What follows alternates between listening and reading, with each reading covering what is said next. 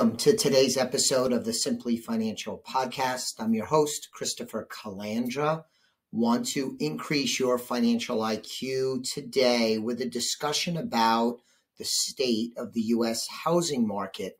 I think the housing market is a key one. It always is, but I think especially now when we think about recession risks, consumer confidence, and the state of inflation in 2023. I recently heard someone, I forget who actually, I couldn't find it, said that the U.S. housing market, they described it as being complicated. And I think that is spot on. It's complicated because prices are still at or near historic highs, but prices have fallen a bit from the 2022 peaks. The extremely red-hot real estate market that we saw in 2022 doesn't exist anymore. That is in the rear view mirror. I think another complication is that buyers are being more cautious. They're expecting prices to come down, and they are also dealing with higher mortgage rates. I'll tell you a little bit about that in a little bit. Meanwhile, sellers are trying to hold the line on prices. They are still influenced, in my opinion, by the intense seller's market that we had last year. So in some ways, you could picture it like a standoff between buyers and sellers. We'll have to see who gives and how much each side has to compromise. But we're seeing activity because of this standoff drop off. The activity drop is about 30% or so year over year.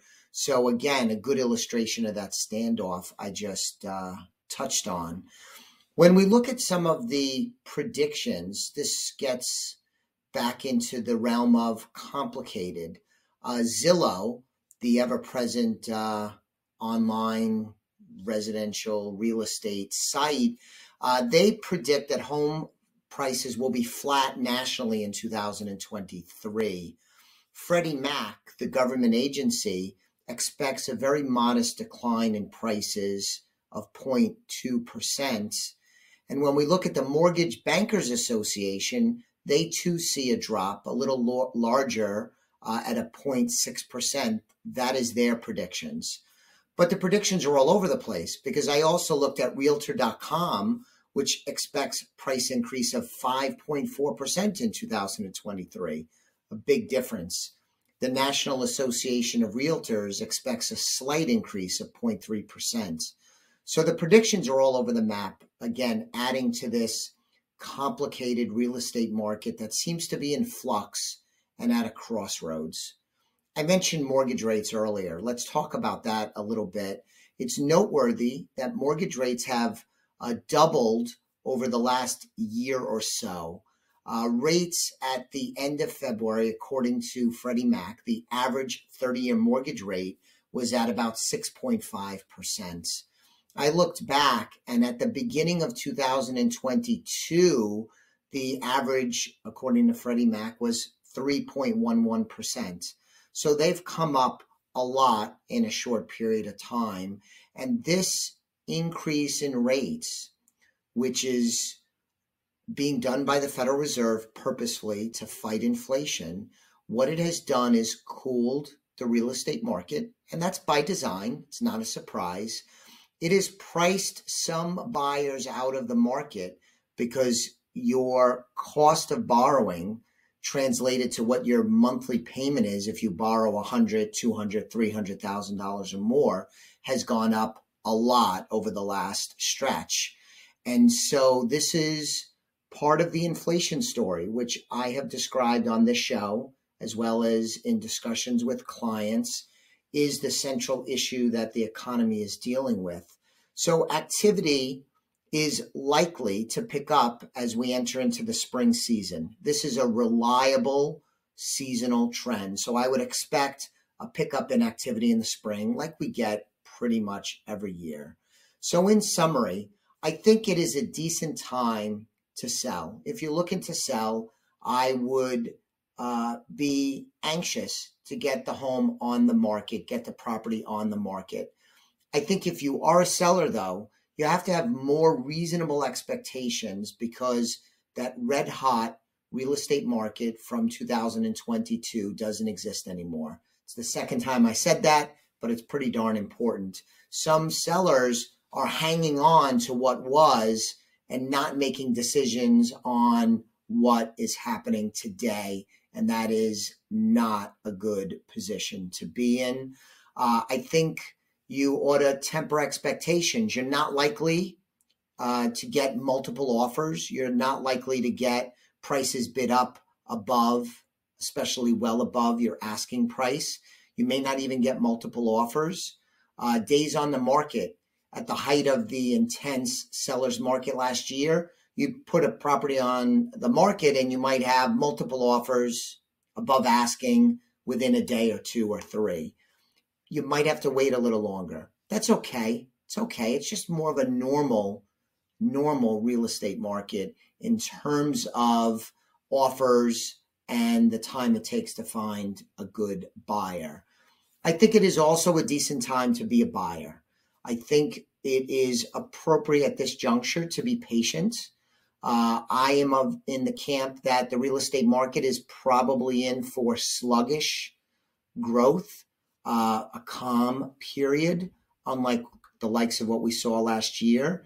In some locales, prices may go down, especially in previously hot spots or in cities and states where they're having a lot of economic difficulties.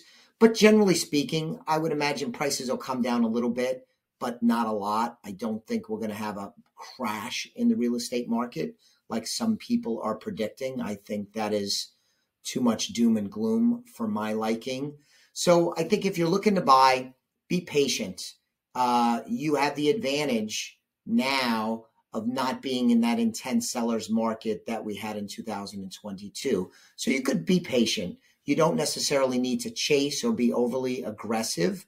I think at this juncture, you could also look for value and try and find something that fits your needs, fits your budget, and you don't have to outbid somebody in some intense competition.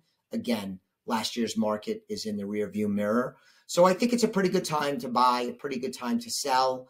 If I was selling, I would be anxious to get the property on the market quicker because I think there's probably more downside risk in most places than upside risk.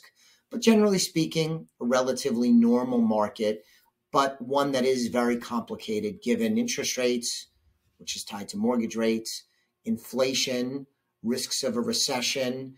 There's a lot going on. I like to look at the housing market. It is a good proxy, I think, about the confidence and strength of the consumer. And a good housing market creates a lot of positive economic activity. So I like to talk about it on the show. It's a hot button issue for me, generally speaking. I hope you found this quick discussion helpful. Please, if you haven't done so already, subscribe to the podcast and check out the work my team and I do at elliottwealth.com. You could go to the site, find out more information about the services we provide, and you can sign up for a complimentary consultation. I really appreciate you listening today. I'll be back with you on the next episode of the Simply Financial Podcast very soon. The views expressed are not necessarily the opinion of SagePoint Financial Incorporated and should not be construed directly or indirectly as an offer to buy or sell any securities mentioned herein. Investing is subject to risks, including loss of principal invested. Past performance is not a guarantee of future results. No strategy can assure a profit nor protect against loss. Please note that individual situations can vary. Therefore, the information should be relied upon when coordinated with individual professional advice. Please note, the information being provided is strictly as a courtesy. When you link to any of the websites provided here, you are leaving this website. We make no representation as to the completeness or accuracy of the information provided at these websites, nor is the company liable for any direct or indirect technical or system issues or any consequences arising out of your access to your use of third-party technologies, websites, information, and programs made available through this website. When you access one of these websites, you are leaving our website and assume total responsibility and risk for your use of the websites you are linking to. Securities and advisory services are offered through SagePoint Financial Incorporated, member FINRA SIPC. Insurance services offered through Elliott Wealth Management, LLC, not affiliated with SagePoint Financial.